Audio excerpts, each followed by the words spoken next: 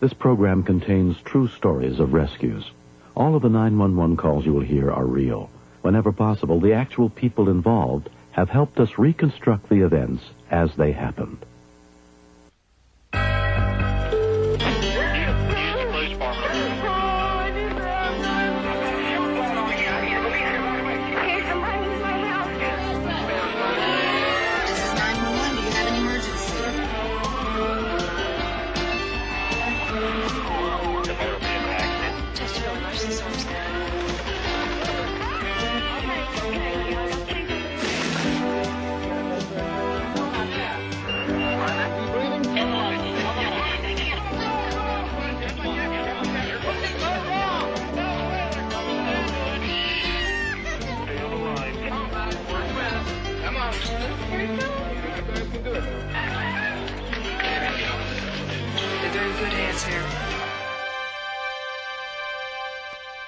On March 15th, 1989, 3 college students from a small town in Texas were enjoying their spring break in Southern California. They had been cautioned by their parents to be careful on their trip out west, but 19-year-old Ed Cozen and his friends never imagined they'd find trouble while walking along a beautiful beach in the peaceful community of Malibu.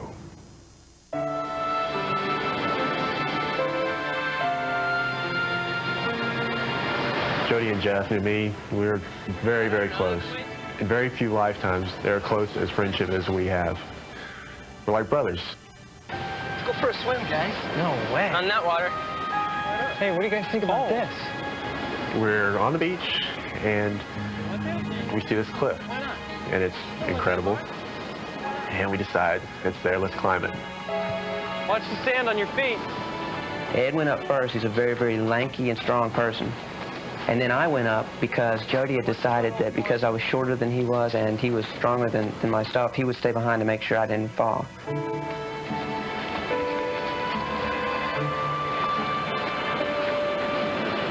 It was really, really easy at first. There was no problems, and we climbed and climbed.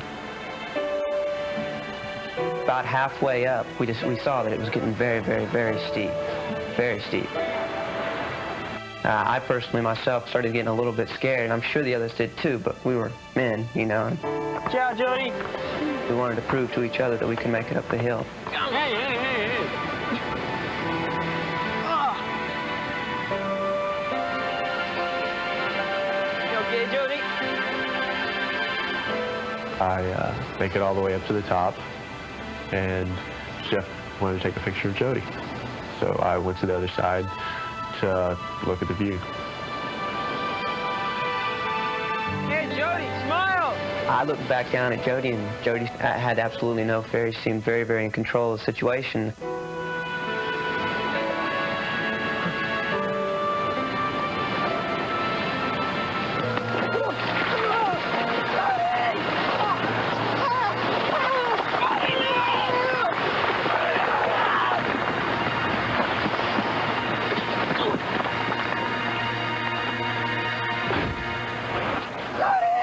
I'd never heard Jeff yell like that before. He yelled to me, "Go get help, Jody had fallen." It's taken us about an hour to climb up the mountain, and I got down in probably a minute.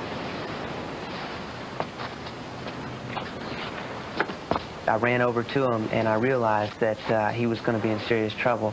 Hold on, bud. You're going to be okay. At first, I just didn't want to touch him. I didn't know if his back was broken or his neck was broken, but he was having a lot of trouble breathing. Oh, man. Ed went to get help. I put my hand on the back of his head in order to try and gently shift it so that he would be more able to breathe.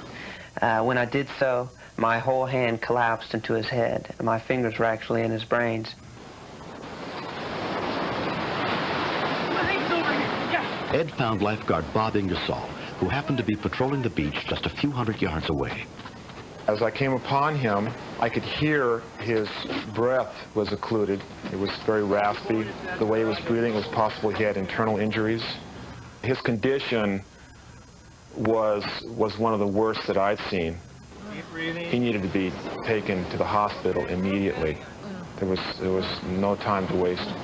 Roger, what have we got? Officers, this guy fell off the rocks. He's sort of in an agonal breathing pattern. In the back of my mind, I thought he might die. But I didn't want to believe it. I wouldn't let it surface to the front. paramedics. LA County paramedics were on the scene within 10 minutes. Cap, we got a head injury.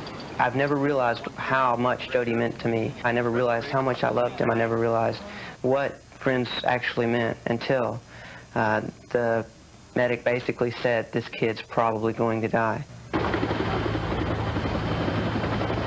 A rescue helicopter from the Los Angeles County Fire Department arrived within 12 minutes.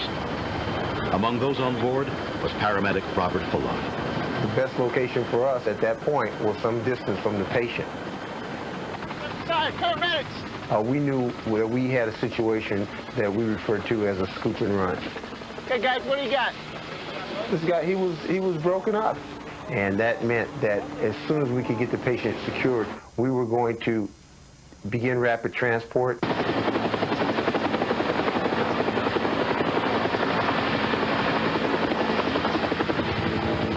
Jody was rushed to Westlake Medical Center, where a trauma team was awaiting his arrival, including Dr. John Kadurka. When he arrived in the emergency department, this guy was a mess. He had a low blood pressure, he had a weak, thready, rapid pulse rate. Pressure, 60 palpitations. He had agonal respirations, he had obvious head injury where he was unconscious. He had massive chest trauma, he had fractured ribs on both the sides. He had a collapsed lung. This is probably one of the worst trauma patients I've taken care of in several years. I didn't think this guy stood a chance to live. 19-year-old Jody Nolan underwent more than 8 hours of surgery, during which his spleen and part of one lung were removed and numerous broken bones repaired. When his parents, Alice and Truett, arrived from Texas, they found their critically injured son in a coma. He's received some major injuries to his chest and his abdomen. I was very nervous about going in to see him for the first time. Didn't know what I would see. I knew he would be on the respirator. Jody. I knew that my son may die. And I kept trying to get some reassurance from the nurses, and the doctors. Is he going to make it? Do you think he's going to make it? Is there any way he can make it? And of course, no one could assure us of that. And that's a terrible feeling. Jody, can you feel my hand?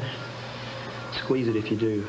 I told my wife that Jody was running the race of his life tonight, and that he may not win it. And we'd have to prepare ourselves if he didn't make it. Jody, oh, you got another letter today. Looking at my brother, the thoughts going through my mind were, oh my God, I'm going to lose someone else that's really close to me. And I thought about my family and my parents and what it would be like to have 3 in a family instead of 4. Your big Bronco's at my house, and I adjusted the carburetor for you. Either my wife or my daughter or some of our friends was by his side at all times, and we kept talking to him even when he was in the coma. We felt that if he knew we were there, then he would leave us.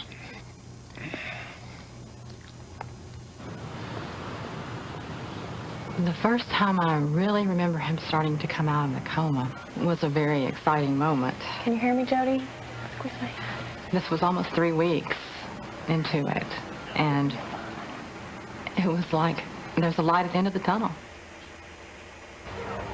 After months of intense rehabilitation therapy, Jody has resumed a full and active life. They told me I'd been in this big fall, and I barely remembered I was in California. Come on! I was listening to the radio, some of the songs on the radio I'd never heard before, and it was like waking up Rip Van Winkle or something, just missing. Here's some of my fancy footwork. Let me show you. I think Jody was an inspiration to people in the rehabilitation center because he gave it 100%. He would always do more than was asked of him to do. And he did it in a cheerful manner most of the time. Several years have passed since the accident. The 3 friends are still close. When I see Jody today, it's absolute astonishment. It is a miracle.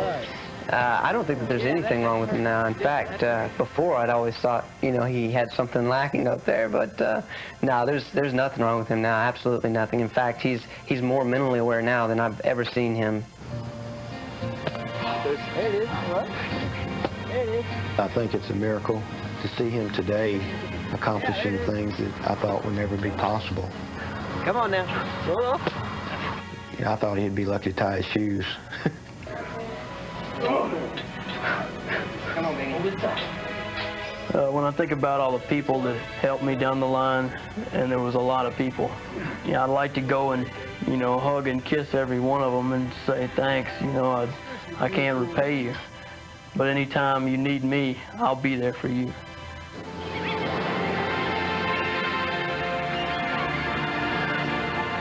Three years after the accident, I went back to Point Dume. I felt a part of me was back there. It was pulling me back. And so I felt it was time for me to go back out there and see it. There was a sense when we drove away that we were putting it behind us and that it didn't have to be the center of our lives anymore, that we had made it through. It's a new beginning. I ended one chapter of my life, and now it's time to start a new one.